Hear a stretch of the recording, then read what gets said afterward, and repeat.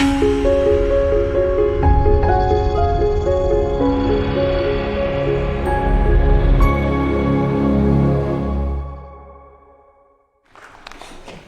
de passer au film suivant, on peut peut-être se poser la question, c'est quoi un doctorant?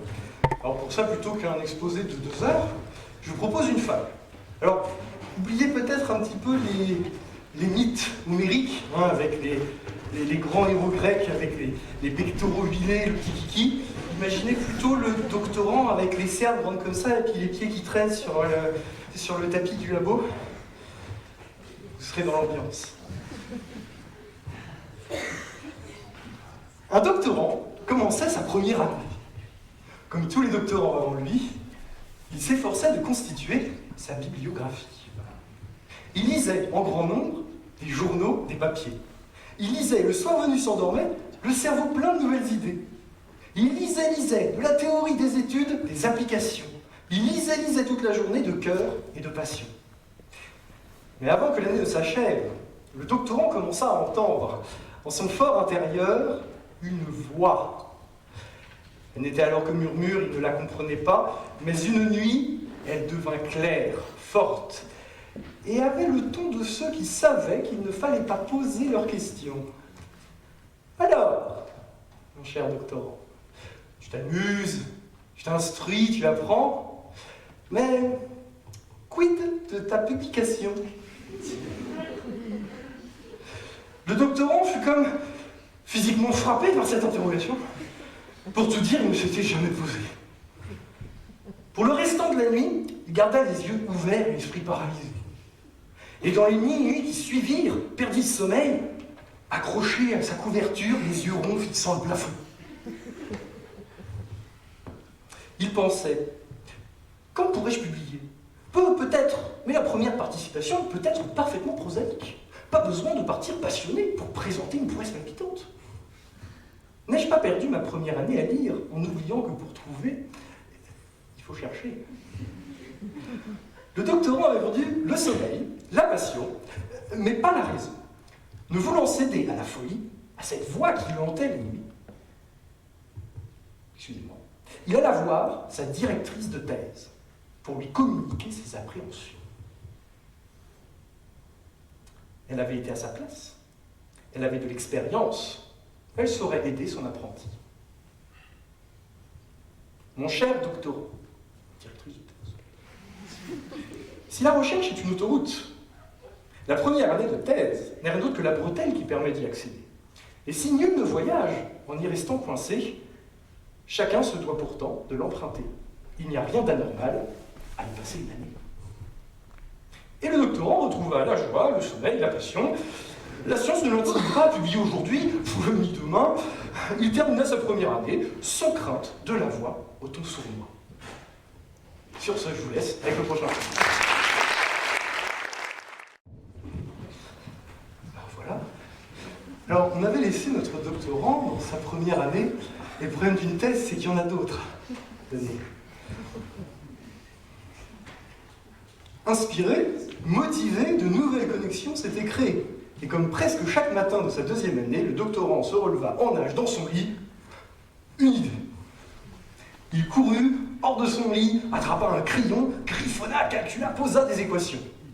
Et les schémas sibyllins, pour forme incertaine, bientôt envahirent les pages de son cahier Clairefontaine. Sa moitié s'agita, on lui demandait ce qui s'était passé, et puis il se rappela, ah oui, la recherche, ça refringuait. Le lendemain, le doctorant se précipita au laboratoire, bien décidé à ajouter sa pierre à l'édifice du savoir. Il commença alors, avec application, à mettre en forme sa future contribution.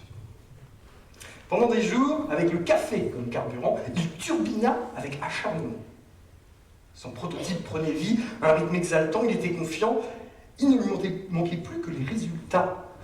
Il lança donc l'expérience, et ça ne marchait pas. Bon, gardons le sang-froid, un peu de café, pas du décart. Hein. Changeons ce détail-là. Ah, c'est encore pire comme ça. Changeons le contexte. Ça marche toujours pas. Écoute du postulat, c'est la cata. Calmons-nous. Il sortit du bureau d'un pas sûr, l'air abattu, et alla voir sa directrice pour avouer qu'il était perdu.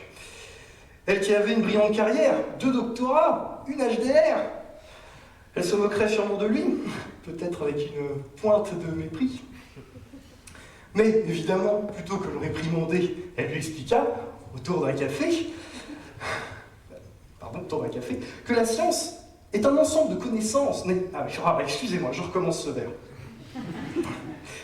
Mais plutôt que le réprimander, évidemment, elle lui expliqua, autour d'un café, que la science est plus qu'un ensemble de connaissances. C'est une manière de penser. Cette phrase de Sagan, dans ce cas idoine, le plongea dans un état méditatif. C'est à ce moment qu'il comprit que toute percée commence par des résultats négatifs. Le doctorant, apaisé, avait repris courage. Il retourna à son bureau et se remit à l'ouvrage. Il n'avait peut-être rien de solide jusqu'à présent, mais sa réflexion avait avancé et sa passion le replongea dans un travail acharné. Mais alors qu'il voyait défiler les jours, les semaines, les mois, les saisons, une perle de sueur commençait à grossir sur son front. « Mais que vais-je faire ?» se demande-t-il. « Toujours pas de résultat. Est-ce qu'ils ont toujours pas de résultat? Je n'ai toujours pas de publication. Est-ce qu'ils embauchent encore dans cette SS2I près de Lyon? Non. » Il regarda autour de lui, constata que ses camarades, eux aussi, vivaient la même chose que lui. La pression, la dépression, l'apéro et une panne de pression. Je vous laisse avec le prochain film. La 3e année pour un doctorant, c'est un peu la pire parce qu'il n'y en a plus après. Et statistiquement, on observe aussi que c'est là où la taille des cernes du doctorant dépasse la taille maximale recommandée par le GIEC, le groupe d'études internationales des experts en cernes. Alors, je me permets de lire la 3e et dernière partie de cette fable. Quand notre doctorant entra en 3e année, figurez-vous qu'il s'apprêtait à publier. Il avait enfin des résultats. Petits, qu'il trouvait un peu bancal, mais suffisamment intéressants pour partir en conférence internationale. Ainsi était venu le temps de sa première publication en premier auteur. Il affronta sa fatigue, son stress et le recteur. Et le papier fut envoyé, revu et accepté. Le doctorant craignait de devoir le présenter à un parterre d'experts en terre étrangère. Tremblant de peur, à l'idée de passer un mauvais quart d'heure, il monta sur l'estrade et présenta sa contribution.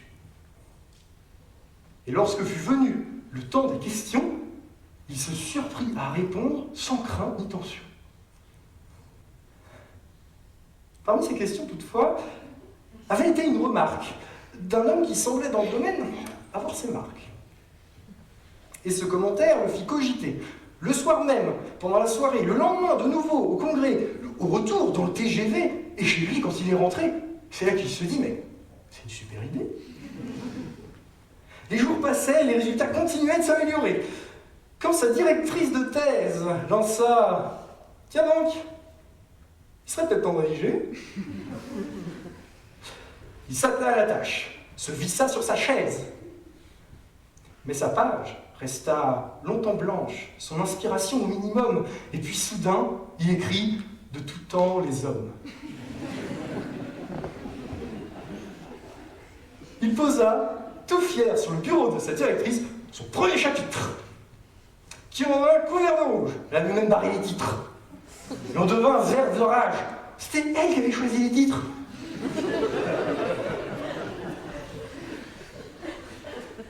Il fit donc les corrections nécessaires et se mit à écrire des pages, et des pages couvertes d'Arial, qui lui revenaient toujours d'un rouge et noir qui n'avait rien à envier à Stendhal. Jusqu'à ce qu'un beau jour, ou plutôt une nuit, à quelques minutes de la date limite, il tient entre ses mains un bloc de feuilles plutôt lourd, son manuscrit. C'est alors qu'il regarda derrière lui et fut frappé d'une vision. Il ne pensait pas que le chemin parcouru avait été aussi long. Il ne voyait plus la petite colline au loin d'où il était parti. Lui qui avait passé toute sa thèse en pensant n'avoir rien